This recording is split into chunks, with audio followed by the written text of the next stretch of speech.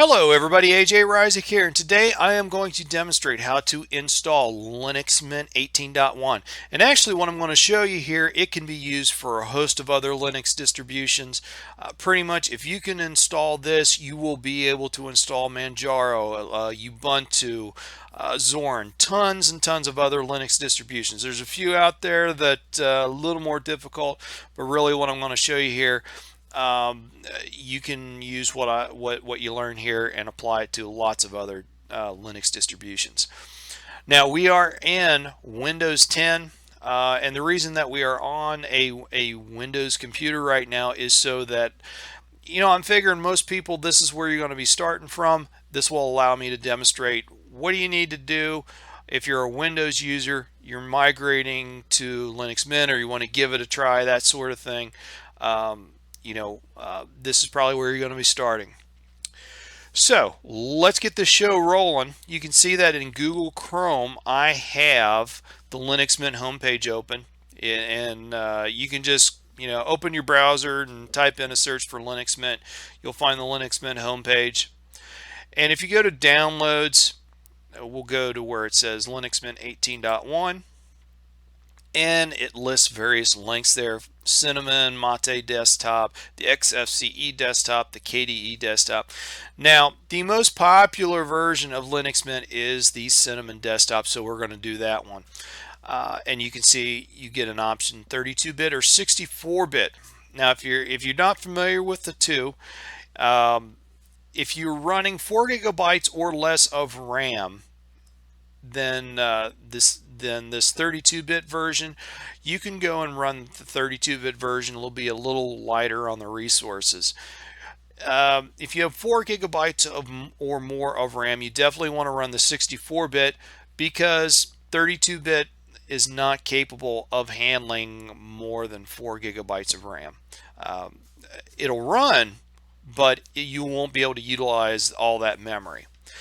Now, even if you have less than 4 gigs of RAM, if you have a fairly recent computer, it's probably capable of running the 64-bit version. However, it will run maybe a little slower than the 32-bit version, just because that 64-bit, it tends to be a little heavier on the resources.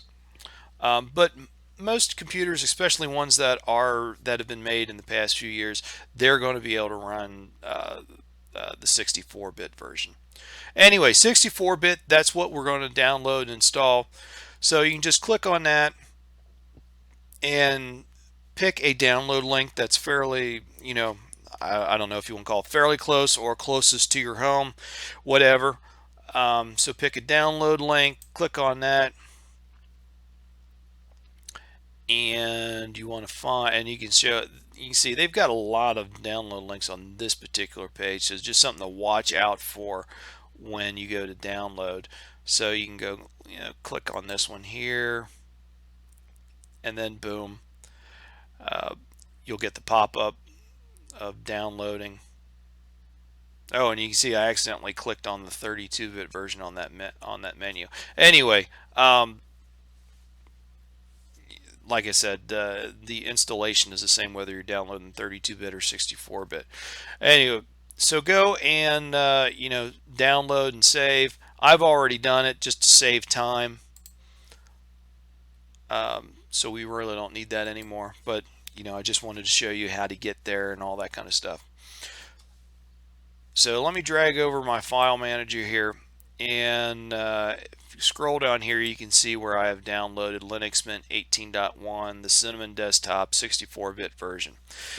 Now, you can create your installation media one of two ways. You can either use a DVD, burn it to a DVD, or you can put it on a USB stick. I prefer the USB stick because you can continue to reuse that USB stick. However, you may want to do a DVD. Either way, you can install either way.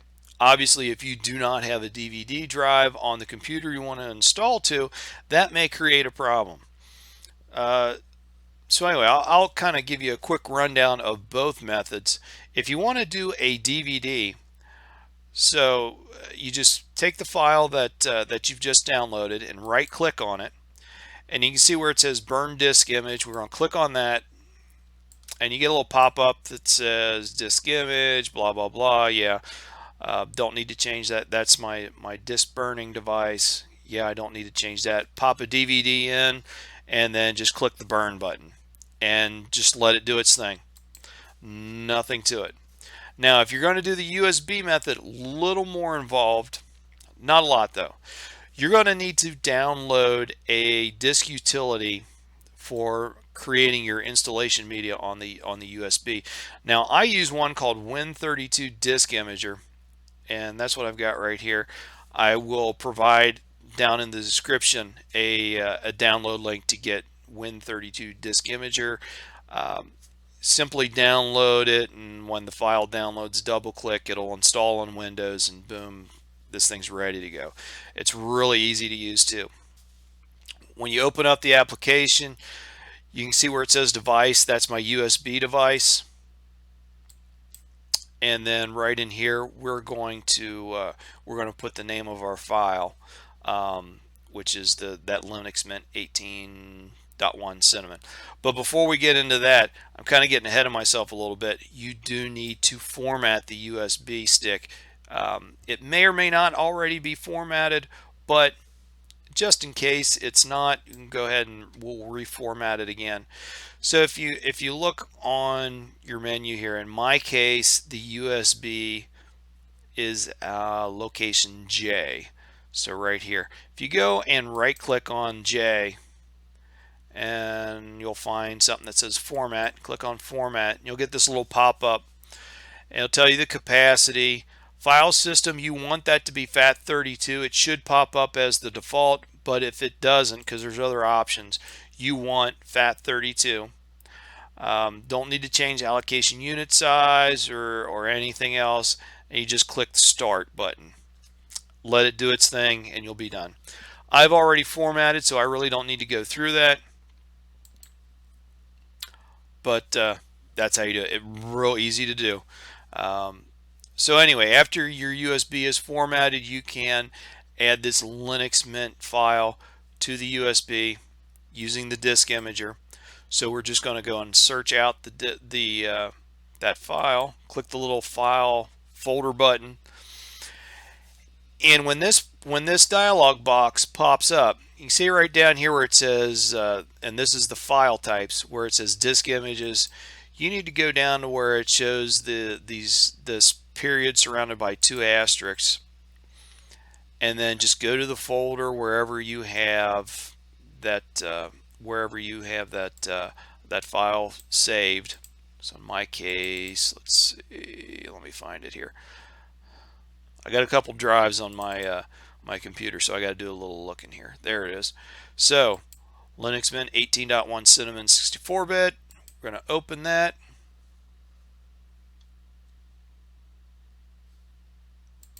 Oh, there it is. It was underneath that file, or underneath the file manager. So, okay, so anyway, you can see the image file that we're going to burn. J, that's where I want it to go. So we're going to click on write. You get this little warning. Are you sure you want to continue? Yes. And then it just writes that ISO file to the USB stick. And essentially, for creating the installation media, that is it. When it finishes, you'll get a little message that says that you're done, that it wrote okay, and you're good to go. While this is processing, let me talk a little bit about how we're going to proceed from this point. There's a couple of things that you need to ensure before you actually do this installation. First thing, when you go and use your computer and want to install this, you are going to need to boot into this USB device, or if you burned a DVD, you're going to need to boot into that. So to do that, you will need to change the boot order on your computer. Now, every computer is going to be a little bit different. On a lot of them, you will need to go into the BIOS setup.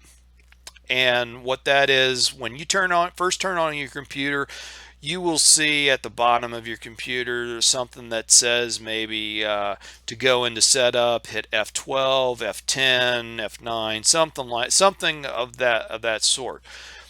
You'll go into the setup, and there'll be something that has to do with boot order.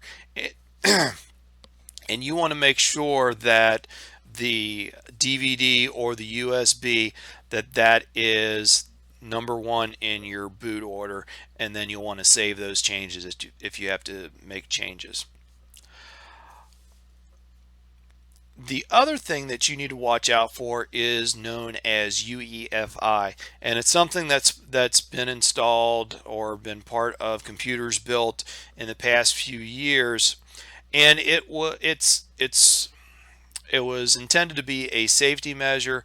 Unfortunately, it can be a little bit of a pain for a lot of Linux distributions. Now, many distributions they allow you to run in UEFI mode. Some don't. Personally, I think the easiest thing to do is to put your computer in what is referred to as legacy mode, and then this becomes a non-issue.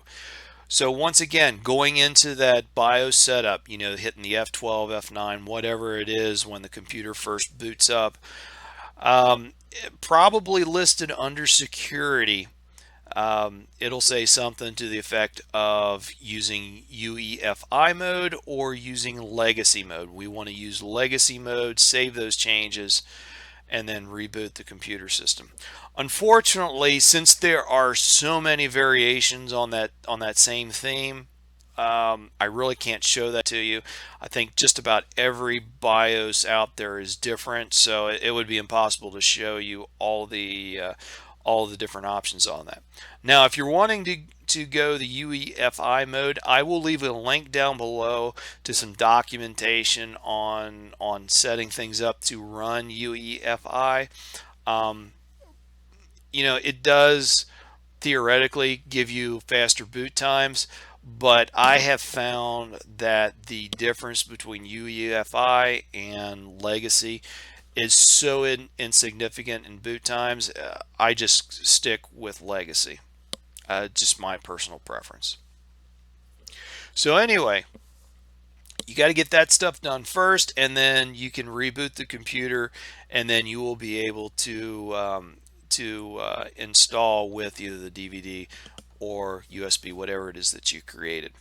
Now, after this media finishes creating, what I am going to do is I'm going to start up a virtual machine so that I can demonstrate how to do the actual installation. I'll walk you through the whole installation steps. If you're not familiar with the virtual machine, it basically allows me to create trying to think the best way to word this to make it easy for new users. Let's just say that it allows me to simulate the installation of a operating system, or not really simulate it, but it creates almost like a fake disk that I can install install an operating system on, and this is what will allow me to go and record the whole installation process using screen capture software. So we're not quite done with the whole burning to the USB. So I'm going to pause this video while it finishes up, and then I'll be right back. Okay, installation or creation of the installation media has completed. You can see I get this little pop-up box that says write successful. So we'll click OK. We'll exit out of this, close this up. And so now at this stage, this is where you would go and stick your USB into the port or leave it in the port, whatever, reboot your system and boot into the installation media. So I'm going to pause the video and we'll go to the virtual machine so I can show you all the steps to installing Linux Mint 18.1. All right, so here we are booting into the Linux Mint installer, and you can see where it's got the automatic boot. You can go and hit your enter button, and it'll take you to this little menu here where it'll give you a choice between Start Linux Mint, Start in Compatibility Mode, OEM install, and so on and so forth. We're going to go to the one that says Start Linux Mint. We'll hit enter.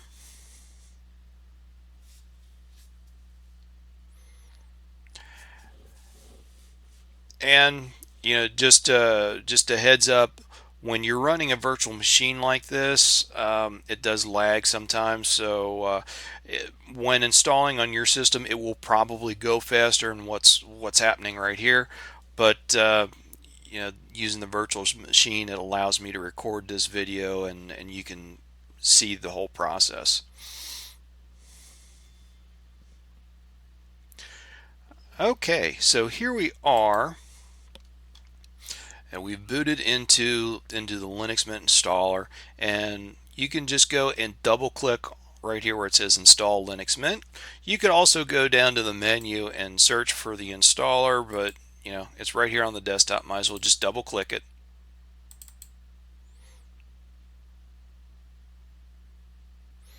Okay, so here's the installer, and we'll just walk through it real quick. So pick your language here. Mine is English, so it's already set on the right one.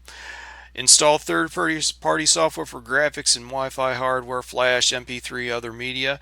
I'm going to click yes because I want all that installed. Click continue.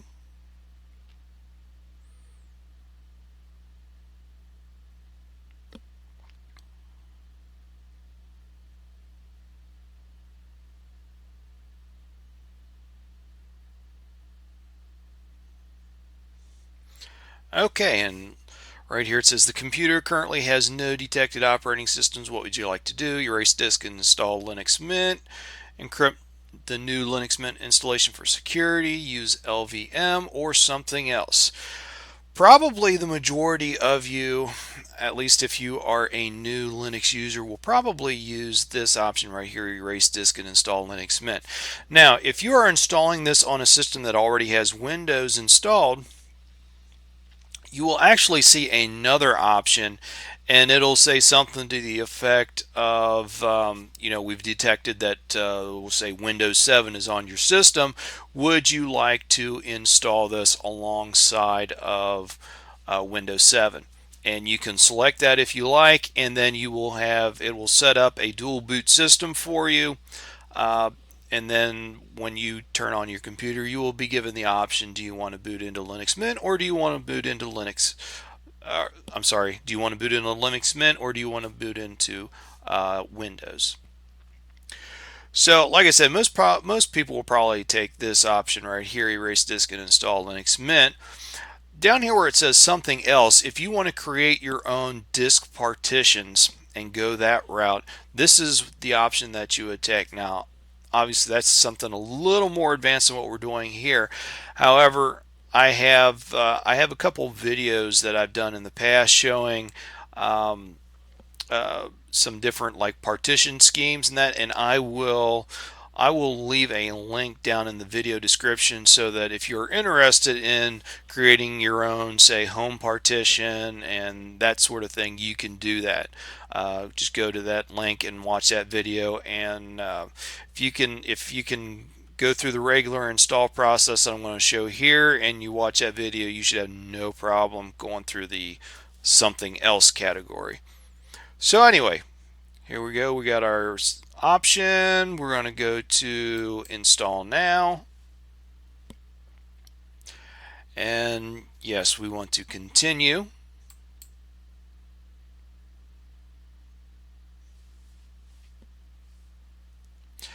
And where are you? It has detected the right area for me. If it hasn't for you, just type in whatever the nearest major city is, and it will probably find that for you. You might have to put in the country. It just depends where you are in the world. But most of the time, Linux Mint detects your location correctly. So let's click continue. Keyboard layout. It has detected the correct keyboard layout for me, but if you need to change that, just go through the list. Okay, let's put our name and information in here. So first and last name. If you don't like the pre-selected computer name that it is given your PC, just pick something else, whatever you want. Um, we'll just call this guy LM18 and pick a username. We'll just stick with the username it gave me. Choose a password and re-enter the password. And then you have an option down here. Do you want the computer to log in automatically, or do you want to require the password to log in? However you want to go about that. If you want to encrypt your home folder as well, go ahead and check that box. Click continue. And the installation process begins.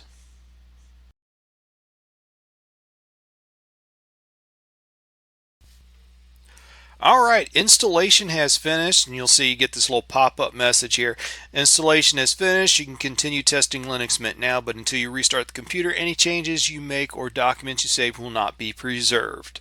So let's go ahead and restart.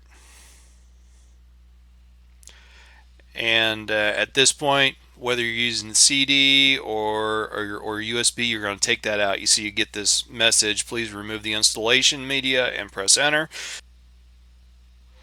And there it goes. It goes booting into Linux Mint. Give it a minute. And you can see here we are at our welcome screen. Click on your name, put in your password. Linux Mint is installed, ready to go for you. So that pretty much covers it on how to install Linux Mint. I will be working on some videos that kind of how-tos for Linux Mint. So definitely check those out. I'm creating a playlist on the YouTube channel that will be all the Linux Mint videos. Like I said, a lot of tutorials, basic how-tos, that sort of thing. So if you are a new user to Linux, new to Linux Mint, definitely check out those videos. And until then, thanks a lot for checking out the video, and I hope to see you all on my next video. Thanks a lot.